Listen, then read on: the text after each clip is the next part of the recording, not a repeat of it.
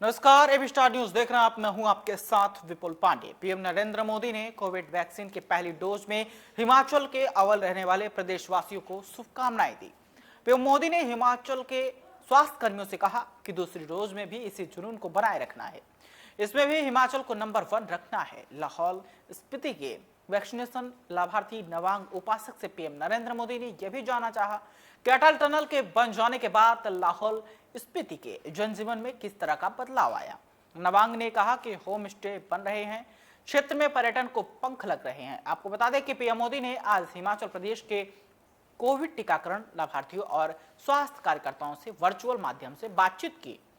Civil अस्पताल डोडरा क्वार में doctor Rahul ने पीएम को बताया कि कोरोना वायरस से बचाव और टीकाकरण के संबंध में लोगों को जागरूक करने के लिए टीमों का गठन किया गया है। स्वास्थ्य कार्यकर्ता लोगों को घर घर जाकर इसके बारे में जागरूक कर रहे हैं। इस दौरान हिमाचल के सीएम जयराम ठाकुर ने पीटर हाफ में वर्चुअल माध्यम से पीएम मोदी से बातचीत की। जयराम ठाकुर ने बताया कि 30 नवंबर तक दूसरी डोज का लक्ष्य तय किया गया है। पहली डोज का लक्ष्य 53.77 लाख था। 55 लाख लोगों को पहली डोज का टीका लगाया गया है। अब तक 72 लाख से ज्यादा लोगों को कोरोना की वैक्सीन लगाई जा चुकी है। झारखंड विधानसभा परिसर में नमाज के लिए अलग अलग कमरा अलॉट करने को लेकर आज जमकर हंगामा हुआ। विधानसभा परिसर में नमाज के लिए अलग से कमरा अलॉट किए जाने को लेकर बीजेपी विधायकों में जमकर हंगामा किया।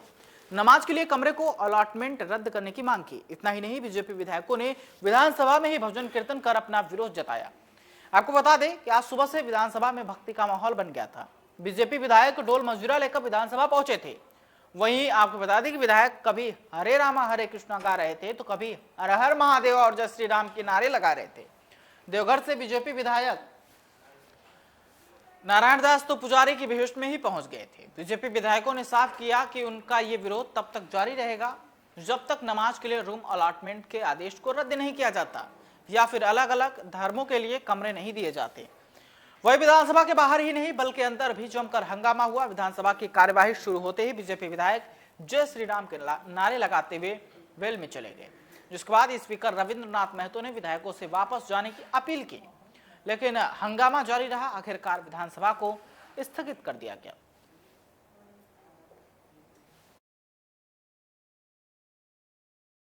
यूपी के पूर्व गवर्नर अजीत कुरैशी के खिलाफ यूपी पुलिस ने राजद्रोह का केस दर्ज किया है।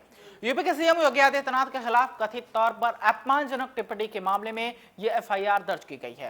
रविवार को कुरैशी के खिलाफ यह कानूनी कार्रवाई की गई। यूपी पुलिस का कहना है कि रामपुर जिले के सिविल लाइन्स पुलिस स्टेशन में बीजेपी कार्यकर्ता आकाश सक्सेना की शिकायत पर कुरैशी के खिलाफ मामला दर्ज किया गया है।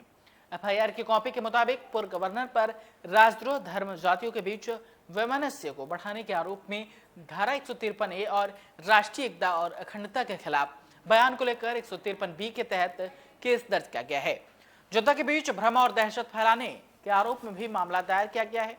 पुलिस ने कहा कि सक्सेना ने अपनी शिकायत में बताया है कि कुरैशी पूर्व मंत्री आजम खां के घर उनकी पत्नी और रामपुर के विधायक तजिम फातिमा से मिलने गए थे, जहां उन्होंने सीएम योगी की अगुवाई वाली सरकार की तुलना शैतान और खून चूसने वाले राक्षस से की थी।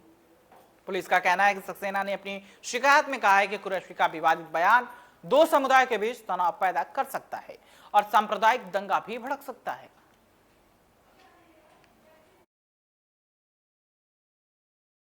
महामारी कोरोना वायरस की दूसरी लहर का असर देश में अभी पूरी तरह खत्म नहीं हुआ है। इसी बीच एक और वायरस ने अपने पैर फैलाने शुरू कर दिए हैं।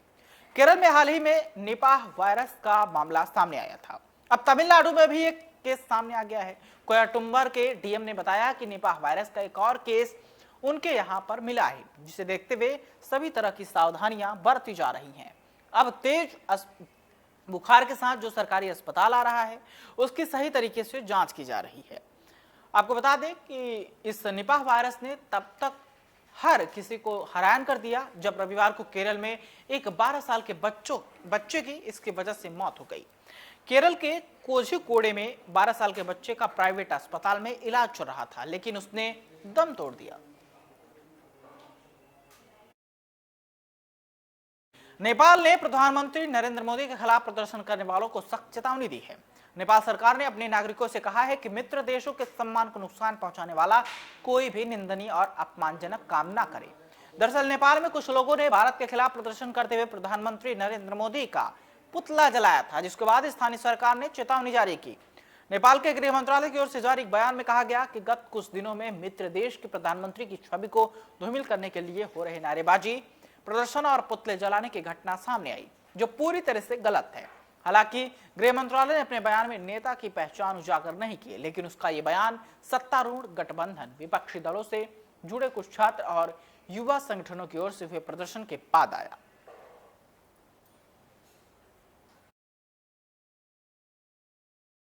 अफगानिस्तान में तालिबान के नियंत्रण के बाद तालिबानी हायर एजुकेशन मिनिस्ट्री का एक आदेश जारी किया गया था, जिसमें कहा गया था कि यूनिवर्सिटीज में लड़के और लड़कियों को अलग अलग क्लास होनी चाहिए और अगर ऐसा मुमकिन नहीं हो पाता तो बीच में पर्दे लगने चाहिए।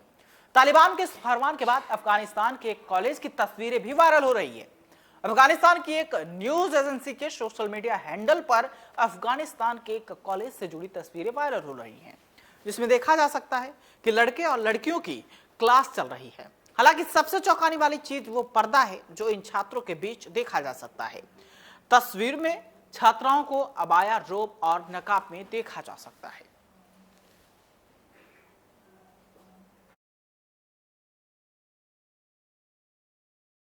इस वक्त की खबरों में फिलहाल इतना ही। देश दुनिया की तमाम खबरों के लिए देखते रहिए एबी स्टार न्यूज। दीजिए इजाजत, नमस्कार।